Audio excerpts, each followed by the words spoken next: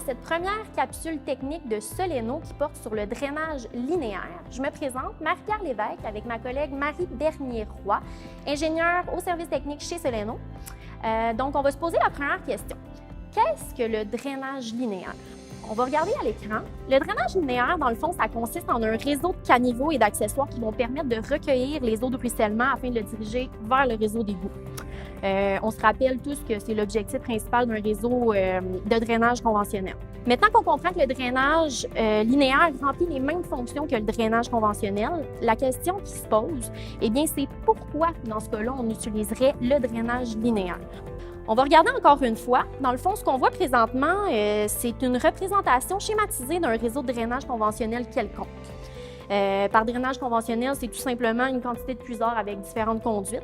On se retrouve ainsi avec un drainage qu'on dit ponctuel. Opter pour ce genre de solution, c'est sûr qu'on va être confronté à quelques défis potentiels.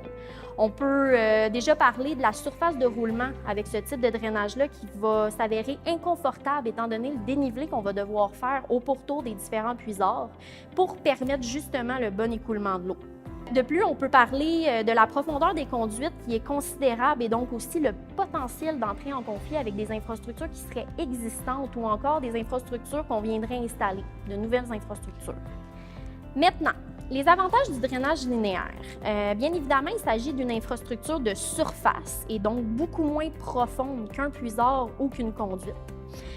Toujours dans l'optique que c'est une infrastructure de surface, on va parler d'un entretien facilité parce que, bien entendu, ça va être une grille qu'on va simplement retirer pour aller faire l'entretien.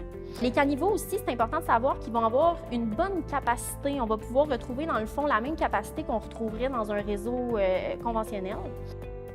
On peut aussi garantir le confort de l'utilisateur final qui est l'automobiliste. Comme je l'ai expliqué tantôt, on n'aura pas besoin de faire un dénivelé au pourtour des puiseurs. Ça va vraiment être un dénivelé longitudinal tout au long des caniveaux. Ce qui va aussi faciliter, dans le fond, l'aménagement de la surface et en même temps faciliter son entretien, surtout en période hivernale. On va parler avec le déneigement, etc. Les solutions sont disponibles dans une variété de classes de charge. Ça va d'une classe de charge, disons, faible, donc une résistance de 15 kN, jusqu'à une résistance de charge élevée, jusqu'à 900 kN. Donc, les plus faibles, ça s'applique pour des solutions, disons, de pistes cyclables ou des projets résidentiels, tandis que les classes de charge élevées, on va vraiment aller dans des situations autoroutes ou de charge intense, même de zones industrielles, ports et aéroports. Les caniveaux Filcoten sont composés d'un béton haute performance qui est renforcé de fibres de verre. C'est un matériau très résistant, plus résistant en fait qu'un béton polymère, qu'un béton fibre standard ou un béton traditionnel. Également, il n'y a aucun additif chimique dans le béton Filcoten, donc que ce soit résine ou catalyseur, ce qui va empêcher la contamination des sols environnants à moyen long terme. Soleno possède deux gammes différentes de produits Filcoten. D'abord, la gamme robuste, qui est généralement disponible en quincaillerie et qui est utilisée plutôt dans le cadre de projets résidentiels et facilement installée par monsieur et madame tout le monde. Ensuite, la deuxième gamme, la gamme infra, qui est utilisée dans le cadre de projets plutôt civils et qui va supporter des charges plus intenses. Les caniveaux infra sont disponibles en largeur de 100 à 300 mm avec des profondeurs qui vont varier de 142 à 360 mm, mais toujours en longueur d'1 mètre. Également, deux types de cornières sont disponibles selon la classe de charge, soit en acier galvanisé de 4 mm d'épaisseur ou en fonte ductile de 5 mm d'épaisseur. Caractéristique intéressante de la gamme Filcoten Infra est le système de sécurité à 4 points qui permet aux grilles d'être solidement mises en place de manière simple et rapide et qui va empêcher le mouvement longitudinal des grilles. Ceci va vraiment assurer une stabilité et un confort à l'usager. Plusieurs types de grilles sont disponibles que l'on va choisir en fonction de la classe de charge. La gamme ou la sélection disponible va couvrir vraiment les charges plus faibles jusqu'aux charges les plus intenses. Donc, on a des grilles en acier galvanisé. On a également une grille disponible en polyamide qui ressemble à du polyéthylène et finalement des grilles en fonte. On a également un drain à fente qui est disponible et comme on peut voir à l'écran, simplement une fente de 13 mm qui est visible en surface. Certaines grilles répondent aux normes ADA, c'est-à-dire que les ouvertures sont plus petites pour accommoder les gens à mobilité réduite. Maintenant, au niveau de l'installation, ce qu'il faut savoir, c'est que le système Filcoten, c'est un système qui est super simple à installer. De par la légèreté du produit lui-même ou encore la longueur des différentes sections. Donc encore là, ça vient amener une facilité d'installation.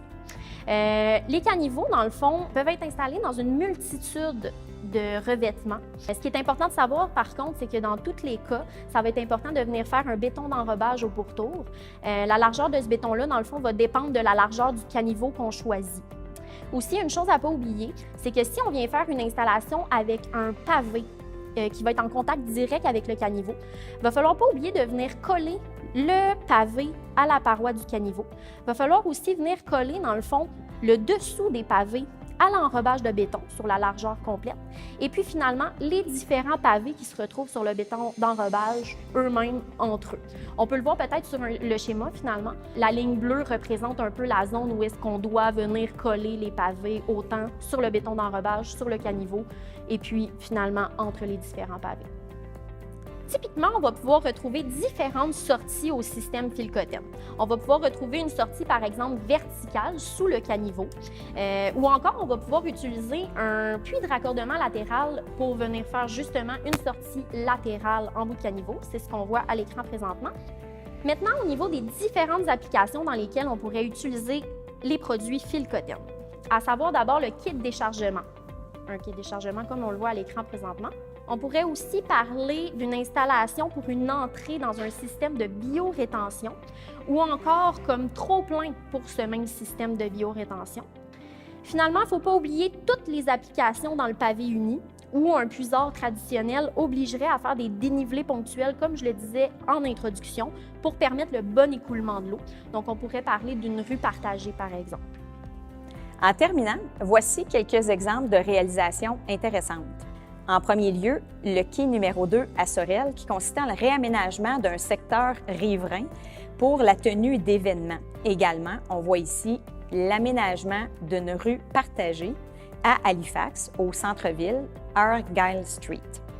On a aussi une réalisation toute récente qui s'est faite cet automne et qui continue cet hiver. Donc, c'est le projet Solar à Brossard, où les caniveaux ont été considérés pour une rue partagée.